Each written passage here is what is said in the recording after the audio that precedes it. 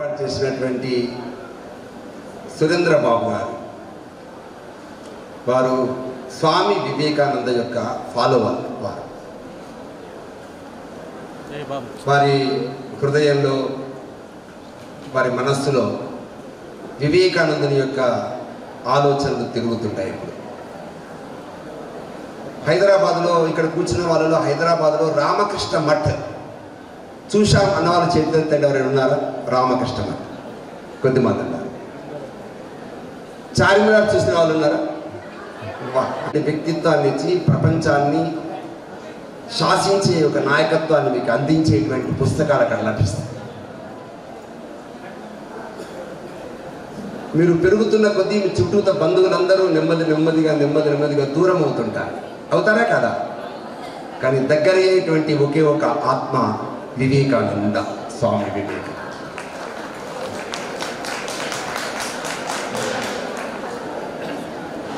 ప్రపంచంలో 190 దేశాలు, 800 కోట్ల ప్రజలు. ఈ 190 దేశాల్లో ప్రపంచంలో చాలా పురాతనమైన పాతదైన దేశం ఏది? భారతదేశం కదా. మరి పాతది అంటే ముసల్ది కాదు. 7, 8, 9, 10 తరగతుల విద్యార్థులు 30 కోట్లు, ఇంటర్, డిగ్రీ, పీజీ ఆ వయసులో ఉండే విద్యార్థులు 40 కోట్లు, మొత్తం 70 కోట్లు. ప్రపంచంలో రాబోయే శతాబ్దం భారతీయ శతాబ్దం. ప్రపంచంలో ఎక్కువ జనాభా కలిగిన దేశం చైనా, ఎక్కువ మంది ముసలి వాళ్ళు ఉన్న దేశం చైనా. కాబట్టి ప్రపంచం అందరూ మీ వైపు చూస్తున్నారు. నేను పుట్టినప్పుడు అమెరికా లేదు ప్రపంచంలో. ఎందుకంటే అమెరికా పుట్టి 500 సంవత్సరాలే. నేను పుట్టినప్పుడు ఇరాక్, ఇజ్రాయిల్ ప్రపంచంలో లేదు, అది 2000 సంవత్సరాలే. నేను పుట్టినప్పుడు చైనా సంస్కృతి ప్రపంచ పటంలో లేదు. కాబట్టి ఇవేమీ లేనప్పుడు ప్రపంచానికి శాసనం చేసి ప్రపంచానికి మార్గదర్శనం చేసినటువంటి దేశంలో పుట్టాం మనమంతా. మనది భారతదేశం ప్రపంచంలో. నేను పుట్టినప్పుడు కొన్ని దేశాలు ఉండేవి. రోమ్ దేశం లేదు ఇప్పుడు. నేను నడుస్తున్నప్పుడు నాతో నడిచిన దేశం గ్రీక్ దేశం లేదు ఇప్పుడు. నేను మాట్లాడుతున్నప్పుడు, నేను సంస్కృతిని విస్తరిస్తున్నప్పుడు, ప్రపంచమంతా వ్యాపారాలు చేస్తున్నప్పుడు నాతో పాటే సంస్కృతితో, సంప్రదాయాలతో నాతో పాటే నడిచినటువంటి అస్సీరియా, సుమేరియా, బాబిలోనియా, మెసొపొటేమియా లాంటి 58 దేశాలు కాలగర్భంలో కలిసిపోతే మిగిలినటువంటి ఒకే ఒక దేశం, అది భారతదేశం. ప్రపంచం భా అంటే కాంతి, రథ అంటే ఇచ్చేది. ప్రపంచానికి కాంతిని, వెలుగుని, ప్రశాంతతని, ప్రపంచంలో జ్ఞానాన్ని ఇచ్చినటువంటి దేశం భారతదేశం. మీకు తెలిసిన ఆ ప్రపంచంలో 3 దేశాల్లో మాత్రమే కుటుంబాలు ఉంటాయి. కుటుంబం అంటే అమ్మ, అక్క, నాన్న, చెల్లె, వదిన, యారాలు, తోడుకోడలు ఉంటారు. వీళ్ళంతా నానమ్మ, తాతమ్మ. ఆ విధంగా ప్రపంచంలో 3 దేశాల్లోనే కుటుంబాలు ఉంటాయి. ఒకటి చైనా, రెండవది జపాన్, మూడవది భారతదేశం. మరి అమెరికాలో ఉండవా? జర్మనీలో, ఫ్రాన్స్లో కుటుంబాలు ఉండవా? ఉంటాయి. అమ్మలు ఉంటారు, పిల్లలు ఉంటారు, నాన్నలు ఉండరు. ఎందుకుండరు? ఎటువంటి అడగొద్దు మనని. ఉండరు, అంతే. అందుకే ఆ దేశాన్ని ఫాదర్లెస్ నేషన్ అని పిలుస్తారు. నా భార్య కాకపోతే నాకు 7వ పిల్ల. ఆమె చెప్తుంది నాకు 8వ మొగుడు. ఏమంటే మొదట పుట్టిన పిల్లలు, మొదట ఉన్నటువంటి సంసారాలు, కుటుంబాలు, వ్యక్తులు ఏమయ్యారు ప్రపంచంలో? అందుకే కుటుంబాలే విచ్ఛిన్నమై ఇండివిజువాలిటీ కోసం, కేవలం కెరీర్ కోసం, డబ్బు కోసం, ధనార్జన కోసం, విలాసాల కోసం, వినోదాల కోసం ప్రపంచమంతా పరిగెడుతుంటే కుటుంబంలో నుంచి ఎదిగి ప్రపంచానికి దారి చూపే దేశం నా భారతదేశం. ప్రపంచం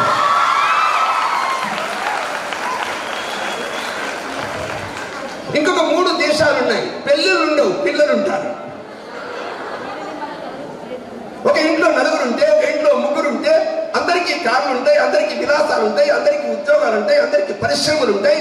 అందరి ప్రపంచంలో తలసరి ఆదాయం ఎక్కువ ఉన్నటువంటి దేశాలు ఏమా దేశాలు? Norway, Denmark, Sweden. డబ్బులున్నాయి, పరివారాలు లేవు, కుటుంబాలు లేవు, విలాసాలు ఉన్నాయి, వినోదాలు ఉన్నాయి. ప్రశాంతత లేదు. ప్రశాంతత కలిగి ప్రపంచాన్ని నడిపించే దేశం భారతదేశం ప్రపంచంలో.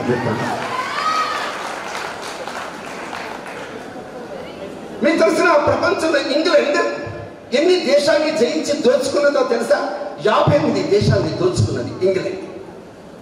మన దేశాన్ని 250 సంవత్సరాలు పరిపాలించి ఈ దేశంలో సుమారుగా 14 లక్షల కోట్ల పౌరులు ఈ దేశం నుంచి దోచుకుపోయింది ఇంగ్లాండ్. అమెరికా ప్రపంచంలో 150 దేశాల్లో ఉండేటువంటి వనరులు, గనులు, ఖనిజాలు ఇవన్నీ దోచుకుంటూనే ఉంది ప్రపంచంలో. కానీ మీకు తెలిసిన ప్రపంచంలో ఎవరితో దోచుకోక, ఎవరితో కూడా ఘర్షణ పెట్టుకోక, అందరితో స్నేహ హస్తం ఇచ్చి అందరిని ఆలింగనం చేసుకుని విశ్వ వసుధైవ కుటుంబకానికి సార్థకత నేర్పినటువంటి పురాతన ప్రాచీన దేశం నా భారతదేశం ప్రపంచంలో. మీకు తెలిసిన ఇంగ్లాండ్లో బట్టలు తొడుక్కునేవాళ్ళు, కానీ మనలాంటి బట్టలు తొడుక్కునేవాళ్ళు కాదు. గొర్రెల్ని చంపి, గొర్రెల బొచ్చు తీసి, బొచ్చును కడిగి, శుభ్రం చేసి, కలర్లు పూసి తొడుక్కుంటున్నటువంటి వేళ మీ దేశంలో పత్తి పండించి, నూనె తీసి, అద్దకం వేసి, రంగు వేసి ప్రపంచానికి బట్టలు కట్టడం ఎలాగో నేర్పిన దేశం నా భారతదేశం ప్రపంచంలో. అందుకే నా దేశంలో రైతులు ఇంగ్లాండ్కి వెళ్ళి పత్తి పండించారు. నా దేశంలో చేనేత కార్మికులు విదేశాలకు వెళ్ళి బట్టలకు అద్దకాలు వేసి ఏ విధంగా నిర్మాణం చేయాలో నేర్పారు. అందుకే ప్రపంచంలో నాగరికత నేర్పిన దేశం భారతదేశం. ఇప్పుడు మీరు చెప్పండి, ఈ దేశంలో పుట్టినందుకు సిగ్గుపడాలా, గర్వపడాలా? గర్వపడాలి. మీకు తెలిసిన ఎదురుగా ఉన్నటువంటి ఈ స్వామి వివేకానంద చేతులు కట్టుకుని ఉన్నాడు కదా, అమాయకంగా ఉన్నాడు. అని అమాయకుడే. అమాయకంతో పాటు అందగాడు. అతను అమెరికా అభివృద్ధిలో వెళ్తుంటే ఒక అమ్మాయి చూసి స్వామి వివేకానందని, స్వామీజీ ఎంత స్మార్ట్ ఉన్నాడు, స్వామీజీ మీరు నన్ను పెళ్లి చేసుకుంటారా అని అడిగాడు. ఎందుకు అని అడిగాడు స్వామి వివేకానంద. మీరు చాలా స్మార్ట్గా ఉన్నారు, చురుకుగా ఉన్నారు, ఇంటెలిజెన్స్తో ఉన్నారు, కానీ మీరు నన్ను పెళ్లి చేసుకుంటే మనకు పుట్టబోయే కొడుకు ఇంకా అందంగా ఉంటాడు. అంటే నీకు కొడుకే అందంగా కావాలనుకుంటే నన్నే కొడుకుగా భావించమని చెప్పాడు స్వామి వివేకానంద. మీకు తెలిసిన స్వామి వివేకానంద ఒక లక్ష్యం కోసం అమెరికాలో దిగినప్పుడు ప్రేమల పేరుతో, విలాసాల పేరుతో, వ్యామోహాల పేరుతో, డబ్బు పేరుతో, అబ్బాయిల యొక్క తిరుగుల పేరుతో, ఎంజాయ్మెంట్ పేరుతో తన శరీరాన్ని, మనస్సుని, బుద్ధిని నాశనం చేసుకున్న వేళ స్వామి వివేకానంద వాళ్ళ వేదిక ఎక్కడ సుమా ప్రపంచానికి మార్గదర్శనం చేయాడు. ఎలాంటి వ్యామోహాలకి లొంగకుండా ప్రపంచంలో భారత మాత యొక్క చరణాల ముందు నతమస్తకమై ప్రపంచ జ్ఞానంలో మన భారతదేశం జ్ఞానాన్ని ఉన్నత స్థానంలో నిలిపినటువంటి వ్యక్తి స్వామి వివేకానంద పుట్టిన దేశం భారతదేశం. ఇప్పుడు స్వామి వివేకానందని అడిగారు, స్వామీజీ ఏమిటి స్వామి, ఏంటిది, అసలు ఏం ప్రసంగాలు, ఏమి మాటలు, ఎవరు స్వామి మీకు మార్గదర్శనం చేస్తుంది, అసలు మీకు గైడెన్స్ ఎవరు ఇచ్చారు, అసలు ఈ మాటలు ఎవరు నేర్పారు అని మిమ్మల్ని అడిగితే నేనే అని చెప్తారు మీరంతా. నేనే ఉపన్యాసం ఇచ్చాను, నేనే పాటలు పాడాను, నేనే డప్పు కొట్టాను. స్వామి వివేకానంద చెప్పాడు, నా ప్రతిభ, నా కౌశల్యం, నాకున్నటువంటి జ్ఞానం ఇద్దరు నాకు ధారపోశారు. ఒకటి మా అమ్మ భువనేశ్వరి దేవి, గురువు రామకృష్ణ పరమహంస అని తల్లి పట్ల, గురువు పట్ల కృతజ్ఞత చాటుకున్న స్వామి వివేకానంద పుట్టిన దేశం భారతదేశం. మిత్రులారా, స్వామి వివేకానంద మీకు తెలిసిన దేవుణ్ణి నమ్మని వాడు స్వామి వివేకానంద. భగవంతుడు ఎక్కడున్నాడు అని ప్రశ్నిస్తే ఎవరి వద్ద సమాధానం వెతుక్కోకపోతే, ఎవరి సమాధానం దగ్గర దొరకకపోతే అతను ఎక్కడికి వెళ్ళాడు? రామకృష్ణ పరమహంస దగ్గరికి వెళ్ళాడు. ఎవరి రామకృష్ణ పరమహంస? 10th క్లాస్ కూడా సరిగ్గా చదవనటువంటి వ్యక్తి, నిరక్షర కుక్షి. అక్కడెక్కడో కలకత్తాలో అమ్మవారి దేవాలయంలో తెచ్చినటువంటి నైవేద్యాన్ని కలిపి అమ్మ నోట్లో పెట్టేటువంటి ఒక మూఢ విశ్వాసి, మూఢ భక్తుడు రామకృష్ణ పరమహంస. అలాంటి రామకృష్ణ పరమహంస దగ్గరికి వచ్చి, స్వామి వివేకానంద మీరు దేవుణ్ణి చూశారా అని అడిగాడు స్వామి వివేకానంద. వింటున్నారా? అది వినొచ్చిందా మధ్య? ఇటు వింటున్నారా? ఇటే వింటున్నారా? ఎనర్జీని పుంజుకొని కొలంబో టు ఆల్మోరా. ఎక్కడుంది కొలంబో? శ్రీలంక దగ్గర. ఆ కొలంబో టు ఆల్మోరా ఎక్కడుంది? ఉత్తరాఖండ్లో ఉంది. అక్కడి నుంచి నడక చేశాడు, బండ్ల మీద ప్రయాణం చేశాడు. ఏమంటే 1 సంవత్సరం 2 సంవత్సరాల్లో భారతదేశ స్థితిగతులు అర్థం చేసుకున్నాడు. మీకు తెలిసిన ప్రపంచంలో మన దేశం ఎంత వైవిధ్యం ఉంటుందో. మీకు ఒక దేశం పేరు చెప్తాను, న్యూజిలాండ్. పేరు విన్నారా మీరంతా? న్యూజిలాండ్లో ఒక మూల నుంచి ఇంకొక మూలకు వస్తే అందరూ ఒకటే కలర్లో ఉంటారు, ఎర్రగా ఉంటారు అందరు కూడా. మీకు తెలిసిన అందరూ ఒకటే భాష మాట్లాడతారు, ఇంగ్లీష్. అందరి ఇంట్లో ఒకే దేవుని ప్రార్థిస్తారు, యెహోవా. అందరి ఇంట్లో టిఫిన్, లంచ్, డిన్నర్ ఒకటే వంటకం ఉంటుంది, పిజ్జా, బర్గర్. ఎందుకంటే గోధుమ తప్ప ఇంకోటి పండదు. అలాంటి న్యూజిలాండ్ నుంచి ఒక చదువుకున్నటువంటి విద్యావంతులు భారతదేశానికి వచ్చి కాశ్మీర్ నుంచి కన్యాకుమారి దాకా ఒక 6 నెలలు తిరిగి ఇలాంటి సిరిసిల్ల వేదికలకు వచ్చి ఈ దేశం గురించి మాట్లాడు అంటే ఏం మాట్లాడతారు తెలుసా? సరే దేశం కాదు సార్, చాలా దేశాలు ఉన్నాయి ఈ దేశంలో. 10,000 భాషలు, 5,000 కుల. స్వామి వివేకానందకి శిష్యుల్లో అందరూ ఆడవాళ్ళే. కానీ ఏ ఆడవాళ్ళు, ఏ డబ్బులు అతని వ్యామోహానికి గురి చేయలే. అన్నలా, తమ్ముడిలా, ఆ విధంగా సమాజంలో ఒక పెద్దవాళ్ళ, తండ్రిలా, ఆ విధంగా అందరినీ కూడా దగ్గర పిలుచుకొని ఒక కుటుంబ బాంధవ్యాన్ని పెంచుకున్నటువంటి స్వామి వివేకానంద ఏమండి పరమపదించాడు. 1902లో జూలై 4న చనిపోయాడు. ఏమండి ఎన్ని సంవత్సరాలు అయిపోయింది? 125 సంవత్సరాలు పూర్తయింది మిత్రులారా. ఇంకా స్వామి వివేకానందని మనం తలుస్తున్నాం. వారు 3వ దోషం చెప్పారు. మీరు ఆలోచించండి, ప్రపంచంలో నా భారతదేశం ఒక ప్రాస్పరస్, సమృద్ధి కలిగిన దేశంగా మారబోతున్నదని చెప్పారు. 3వ దోషం. ఆ 3వ దోషం ఈ రోజు మీ కళ్ళ ముందు చూడబోతున్నారు మిత్రులా, మీ కళ్ళ ముందు చూడబోతున్నారు. 1947లో దేశానికి స్వాతంత్రం వచ్చినప్పుడు, ఈ దేశానికి స్వాతంత్రం వచ్చినప్పుడు ఆంగ్లేయులు ఈ దేశంలో చంపేసి 14 లక్షల కోట్ల రూపాయలు దోచుకుని పోయినటువంటి వేళ ఈ దేశము ఖజానా, ఈ దేశము బీరువా, ఈ దేశము కోశాగారంలో డబ్బులు లేవు, అప్పు పత్రాలు ఉన్నాయి. దేశం తినడానికి తిండి లేదు. 480 నెంబర్ కలిగిన గోధుమలు అమెరికా నుంచి తీసుకొచ్చి మనం వండుకుని తిన్నాం. మీరు ఆలోచించండి మిత్రులారా. బట్టలు లేవు, పత్తి పండించలేము, నూలు పండించలేము, నూలు తీయలేము, దారం తీయలేము, వస్త్రాలు తీయలేము, పేదరికము. మనము ఇంగ్లాండ్, మాంచెస్టర్ నుంచి బట్టలు కొని దొరుకుతున్నాం దేశంలో. ఇలాంటి దారిద్రపు దేశంలో సంభవించింది. కమ్మరి, కుమ్మరి, బట్రంగి ఇలాంటి కులాలు, వృత్తులు కలిగినవి మొత్తం దెబ్బతిన్నాయి. ఇంగ్లీష్ డామినేట్ చేసింది, తెలుగు మర్చిపోయింది సమాజం అంతా. 100 సంవత్సరాల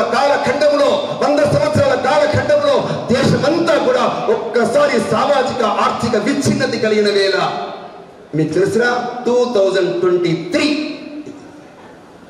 మళ్ళీ గుర్తు చేస్తున్నాను. 1947, 2023 ఏం జరిగింది ఇవాళ? 2023 ప్రపంచంలో 5 దేశాల వరుసలో నా భారతదేశం $3 లక్షల కోట్ల జాతీయ ఉత్పత్తి కలిగిన దేశంగా భారతదేశం కనబడుతుంది వాళ్ళ ప్రపంచంలో మిత్రులారా. నా దేశంలో పాపలు ఉన్నారే, అమ్మాయిలు ఉన్నారే, తల్లులు ఉన్నారే, కూరగాయలు అమ్మేవాళ్ళు, పూలు అమ్మేవాళ్ళు, పండ్లు అమ్మేవాళ్ళు, రిక్షాలు తొక్కేవాళ్ళు, ఆటో నడిపేవాళ్ళు, వీళ్ళందరూ పొదుపు చేస్తే డబ్బు ఉంది మన భారతదేశంలో. ఎక్కడ? పోస్ట్ ఆఫీసులో ఉంది, బ్యాంకుల్లో ఉంది. ఎంత ఉంది? 5 లక్షల కోట్లు. ఈ 5 లక్షల కోట్లు ఎవరికి అప్పిస్తున్నాం? అమెరికాకు అప్పిస్తున్నాం. అమెరికాకు అప్పివ్వగలిగే కుటుంబాలు కలిగిన దేశంగా భారతదేశం మిత్రులారా. మీరు ఆలోచించండి, ఒకప్పుడు నా దేశం ఏ స్థితిలో ఉండింది, ఇవాళ ఈ 75 సంవత్సరాల కాలఖండంలో మార్పులు వస్తున్నాయి. రాబోయే శతాబ్దము నా భారతీయ శతాబ్దం మిత్రులారా, భారతీయ శతాబ్దం. మీరు ఝాన్సీ పేరు విన్నారా? ఝాన్సీ లక్ష్మి పేరు విన్నారా? కానీ అంతకంటే ముందున్నటువంటి 4 అన్నదమ్ములు, 2 అక్క చెల్లెల పేర్లు ఎవరు వెళ్ళే మన పుస్తకాల్లో కనబడవు. ఏం పేరు వాళ్ళ పేరు? సిద్ధో ముర్ము, జానో ముర్ము, ఫూలో ముర్ము, చాంద్ ముర్ము, భైరవ్ ముర్ము. ఎవరు వీళ్ళంతా? 1856లో జార్ఖండ్లో చోటానాగపూర్లో ఆంగ్లేయులతో యుద్ధం చేసి 30,000 మంది సైన్యంతో భారతదేశానికి స్వాతంత్రం కోసం ఆ విధంగా చనిపోయారు. ఆంగ్లేయులు వాళ్ళ మీద ఉరికంపం వేశారు. మొత్తం ముర్ము కుటుంబాన్ని నాశనం చేశారు, పత్తా లేకుండా చేశారు. ఆ ముర్ము కుటుంబం నుంచే ఎగిసి మొక్కై మహావృక్షమై ఈ రోజున భారతదేశంలో రాష్ట్రపతిగా ద్రౌపది ముర్ము కనిపిస్తుంది భారతదేశంలో మిత్రులారా. నిరూపించగలరా దేశం ఏమవుతుందో, ఎటువైపు పరిగెడుతుంది, ఈ పరిగెత్తుతున్న వేళ మీ ఆలోచనలు వ్యామోహం వైపు వెళ్తే, మీ ఆలోచనలు కేవలం మద్దము బానిసత్వానికి వెళ్తే, మీ ఆలోచనలు కేవలం పైపైన ఉండే ప్రేమల వైపు వ్యామోహాల వైపు వెళ్తే, మీ ఆలోచనలు సమాజంలో కుటుంబాన్ని పట్టించుకోకుండా వ్యక్తిగత స్వార్థం కోసం వెళ్తే దేశం ఏమవుతుంది మిత్రులారా? అందుకే స్వామి వివేకానంద యువకులకు చెప్పాడు, రాబోయే భారతీయ శతాబ్దం కోసం కష్టపడాలి, చెమట చేయాలి. ఇవాళ ట్రైన్లో రైల్లో ఒక అమ్మాయి, ఇంటర్మీడియట్ చదువుతున్న అమ్మాయి, ఆమె మెడలో వచ్చిన నెక్లెస్ ఉంటే దోచుకోవడం కోసం ఒక 10 మంది దుండగులు వెంటబడ్డారు. అమ్మాయి వెంట ఎగతాళి చేస్తారు, వెక్కిరిస్తారు. 10 మంది అమ్మాయిలు వెంట వెళ్తే ఎదురుగా వెనుక ఇంకో 20 మంది అబ్బాయిలు వెంటబడే దుర్మార్గము, కీచక, రాక్షస, నరకాసుర స్థితి మన భారతదేశంలో కనిపిస్తుంది. మనం అప్పుడే నరకాసుడు లేడు, అప్పుడే దుర్యోధనుడు లేడు. అమ్మాయిలు కనిపిస్తే వెంటబడి ఈసరించి రకరకాలైన వ్యంగ్యంగ ద్వందార్థాలతో మాట్లాడి అమ్మాయిని హింసించేటువంటి ఒక దౌర్జన్య స్థితి ఇప్పటికీ దేశంలో ఉందా లేదా? చూశారు ఆ పాప, ఆ అమ్మాయి ఇంటర్మీడియట్ చదువుతున్న సెకండ్ ఇయర్ అమ్మాయి, ఆమె శరీరాన్ని స్పృశిస్తుంటే, ముట్టరాని చోట ముడుతుంటే, నన్ను రక్షించండి అంటుంటే ఎవరు రక్షించని వేళ ఆ దుండగుడు ఆ అమ్మాయిని ఆ ట్రైన్ నుంచి బయటికి తోసేశాడు. ఆమె కాలు విరిగిపోయింది. తల్లి చేరదీసింది, తల్లి ధైర్యం చెప్పింది. ఆ పాపకి ఆర్టిఫిషియల్ లెగ్, కృత్రిమ కాలు ధరింపచేసింది, నడిపించింది, పరిగెత్తించింది, చదివించింది. మీకు తెలిసిన ప్రపంచంలో ఎత్తైనటువంటి ఎవరెస్ట్ శిఖరాన్ని ఎక్కిన అరుణిమ సిన్హా పుట్టిన దేశం నా భారతదేశం మిత్రులారా. ఎవరి అమ్మాయి? ఈ అమ్మాయి కదా వెంటబడి దుండగులు హింసించారు, ఈ అమ్మాయి కదా కాలు పెరిగిపోయింది. ఈ అమ్మాయి ఆ విధంగా ప్రపంచంలో అద్భుతాలు సృష్టించగలిగింది. ఆ అమ్మాయి నుంచి మీరు స్ఫూర్తి పొందలేరా? ఎర్రగా, బుర్రగా, ఎత్తుగా, లావుగా ఏదో లెటర్ రాసి ఏదో మెసేజ్ పంపిస్తే వాళ్ళ వెంట పరిగెత్తేటువంటి బానిసలా మీరంతా. పైన ఉండేటువంటి ముఖ సౌందర్యాలకు చూసి ఏదో సమీర్ ఖాను, నిగుండికి రమ్మకృష్ణుడు, ఇంకో అల్లు అర్జునుడు ఇలాంటి వేషాలు వేసి, నాటకాలు వేసి, వంచన చేసి, కప్పడం చేసేటువంటి నాటకాల వెంట పరిగెత్తుతున్న సమాజం. మీరు ఆలోచించండి. మీ పాప ఏం చదువుతుంది? బీటెక్. ఏంటంటే ఎక్కడ? Srinidhi. First year, second year అయిపోయింది, థర్డ్ ఇయర్ అయిపోయింది, ఫోర్త్ ఇయర్ అయిపోయింది. ఇంటికి రాలి అట్టించండి. ప్రతి దానికి, మీ యొక్క ప్రతి సవాలికి, మీరు ఎదుర్కొనేటువంటి ప్రతి లక్ష్యానికి, గమ్యానికి, ధ్యేయానికి స్వామి వివేకానంద మీ చెవులో చెప్తాడు, ఇటు వెళ్ళు, ఇటు కాదు, అటు వెళ్ళు, ఇటు అని చెప్పి ఆ విధంగా మీ చెవులో నుండి మీ హృదయాన్ని తట్టి ముందుకు నడిపించేటువంటి వ్యక్తి స్వామి వివేకానంద ఈ దేశంలో. అతని పుస్తకాలు చదవండి. మూడవది, ఇంట్లో అమ్మ, నాన్న. మీరు ఎప్పుడైనా దేవుణ్ణి చూశారా? మీరు దేవునితో మాట్లాడారా? మాట్లాడలే కదా. దేవుని నమ్మారు, దేవుని విశ్వసించారు. అందుకే భగవంతుడు ఏమన్నాడు? మీరు నన్ను చూడలేరు, అందుకే చూడగలిగేటువంటి 2 ప్రత్యక్ష దేవతని మీ ఇంటికి ఇచ్చాను, అమ్మ, నాన్న. ఈ దేశంలో గురువు ఉన్నాడే. స్వామి వివేకానంద గురువు ఎవరండి? రామకృష్ణ పరమహంస. ఈ దేశంలో ప్రతి ఉన్నతమైన వ్యక్తికి గురువు ఉన్నాడు. ఎవరు ఆ గురువును తెలిసిన? డాక్టర్ అంబేద్కర్ యొక్క గురువు ఈ దేశంలో కృష్ణాజీ కెలోస్కర్ ఈ దేశంలో గురువు. స్వామి వివేకానంద రామకృష్ణ పరమహంస, ఛత్రపతి శివాజీ గురువు సమర్థ రామదాస స్వామి, సుభాష్ చంద్రబోస్ యొక్క గురువు, ఆ విధంగా ఉన్నటువంటి చిత్తరంజన్ దాస్. మీరు ఒక్కొక్క చరిత్రలో మహనీయులు గొప్ప వాళ్ళందరినీ చూడండి, వాళ్ళ వెనుక అమ్మ లేదా గురువు 2 ప్రాతినిధ్యం వహిస్తారు. అందుకే ప్రపంచంలో ఒకే ఒక దేశం గురువుని పట్టుకుని, గురువు చేతి పట్టుకుని, గురువు కాళ్ళు పట్టుకుని, గురువు యొక్క మాటలో, గురువు యొక్క బోధలో, గురువు యొక్క వెంట నడిచేటువంటి దేశం. మనుషులు ప్రపంచంలో గొప్పతనాన్ని సాధిస్తారు. వాటి మీకు గురువులు ఎవరు అని మీరు ఆలోచించండి. మూడవది ఏంటో తెలిసిన? మనం ఉదయం నుంచి రాత్రి వరకు ప్రయాణం చేస్తాం. ఒక మంగళవాడు, ఒక దర్జీవాడు, ఇంట్లో బయట వీధుల్లో ఊడ్చేవారు.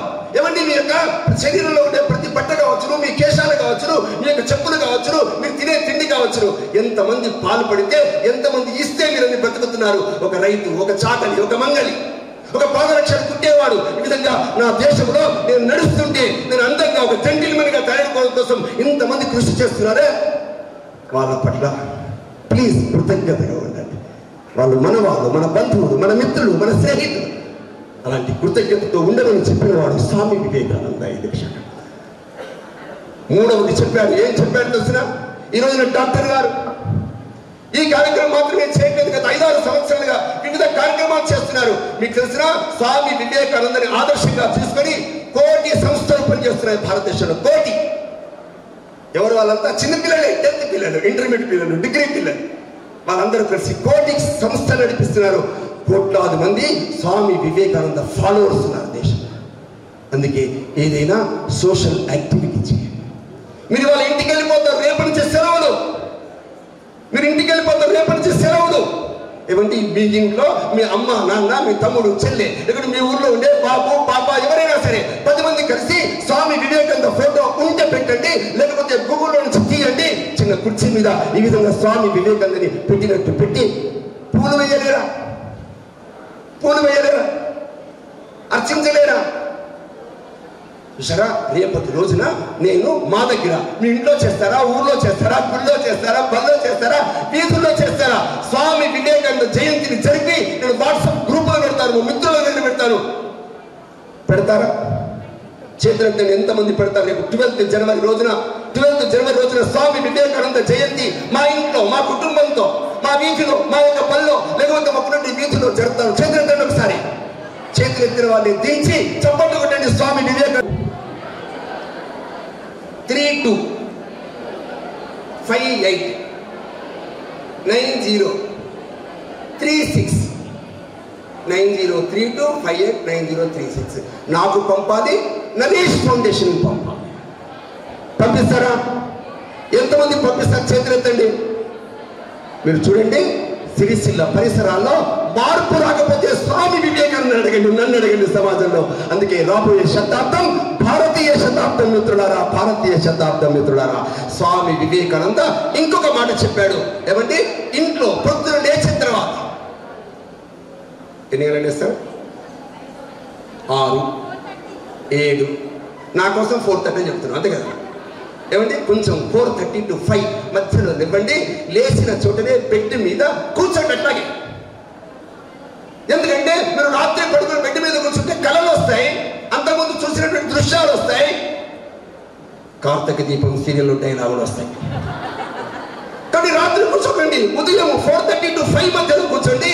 కూర్చుని ఒక్కసారి ఓంకారాన్ని జపించండి. మీకు తెలిసిన మనం కంప్యూటర్ ఆన్ చేస్తే, లాగిన్ చేస్తే, వెబ్సైట్ లాగిన్ చేస్తే ఏం చేస్తాం? పాస్వర్డ్లు కొడతాం, పిన్ కోడ్లు కొడతాం. అలాంటి పిన్ కోడ్ మీకు చెప్తున్నాను. ఏమిటది? సరాసరి భగవంతునితో మాట్లాడి, భగవంతునితో రిలేషన్ పెట్టుకుని, భగవంతునితో సంబంధం పెట్టుకునేటువంటి పిన్ కోడ్ మీకు చెప్తున్నాను, పాస్వర్డ్ చెప్తున్నాను. ఓంకారంతో 5 నిమిషాలు ధ్యానం చేయండి. ఓంకారం. ప్లీజ్ ప్లీజ్ చెప్పండి కొట్టండి ఒకసారి.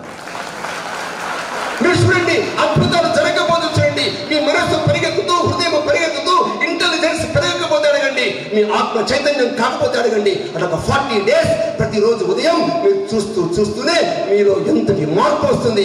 మాటలో, తీరులో, వ్యవహారంలో, మీ యొక్క బిహేవియర్లో, మీరు చేసే పనిలో, క్రియలో, చేతలో అన్నిట్లో మార్పును తీసుకురాగలిగేటువంటి, అద్భుత ఎనర్జైజ్ చేయగలిగేటువంటి వ్యక్తి స్వామి వివేకానంద. స్వామి వివేకానంద దేశాల వ్యక్తులు.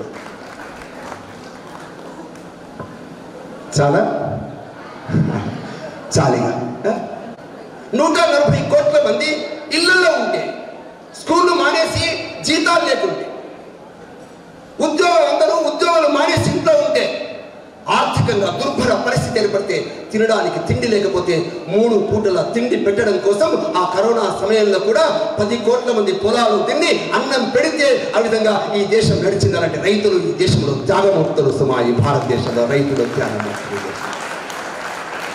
ఎక్కడెక్కడో ఉద్యోగాలు పోయి, ఎక్కడెక్కడో ఉద్యోగాలు కోల్పోయి, ఆస్ట్రేలియా నుంచి, ఇంగ్లాండ్ నుంచి, ఐర్లాండ్ నుంచి, ఇంకా న్యూజిలాండ్ నుంచి పరిగెత్తుకుంటూ వస్తే, బాగా డబ్బున్నటువంటి వాడు ₹1,00,000 జీతం కోల్పోయి వస్తే అమ్మ ఒడిలో పడుకోబెట్టుకుని, ఏమండి బిడ్డ ఏం కాదురా నేనున్నా అని ఓదార్చే అమ్మ నాన్నలు త్యాగమూర్తులు ఈ భారతదేశంలో మిత్రులారా.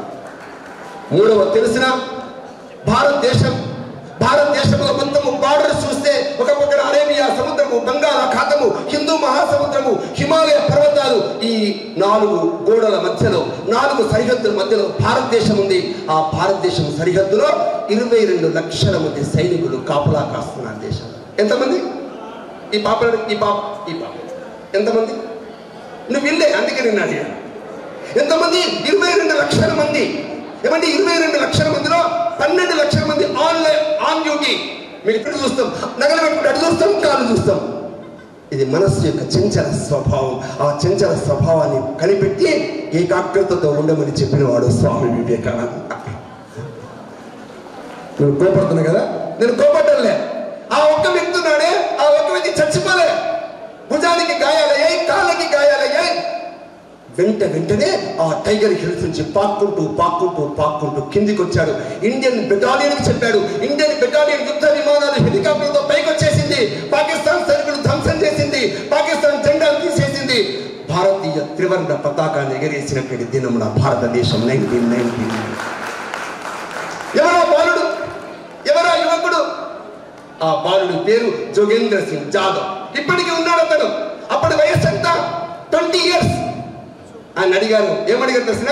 జోగేంద్ర సింగ్, మీ అమ్మ ఉందా, గుర్తు రాలేదా? మీకు నాన్న ఉన్నాడు, గుర్తు రాలేదా? మీ ఇల్లు గుర్తు రాలేదా? మీ భార్య ఉంది, గుర్తు రాలేదా? మీ భార్య గర్భంలో శిశు. జోగేంద్ర సింగ్ చెప్పాడు, నాకెవ్వరు గుర్తు రాలేదు. నాకు గుర్తొచ్చిన ఒకే ఒక్కరు భారత మాత గుర్తొచ్చింది. భారత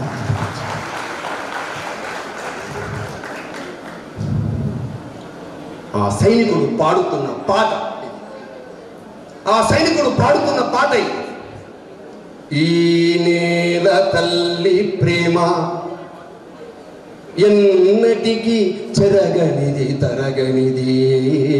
తల్లి ప్రేమ ఎన్నటికి తరగనిది చెరగనిది.